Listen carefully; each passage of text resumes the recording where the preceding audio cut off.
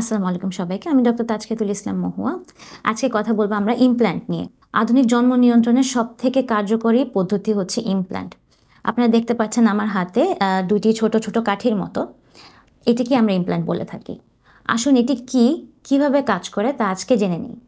Implant হলো ছোট কাঠির মতো নরম প্লাস্টিকের রড। এটি আমরা হাতের চামড়ার নিচে স্থাপন করে থাকি।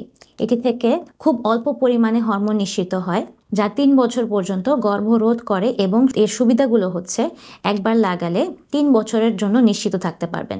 পিল খাওয়ার কোনো ঝামেলা নেই, আবার ইনজেকশনের মতো বারবার ক্লিনিকে যাওয়াও লাগছে না।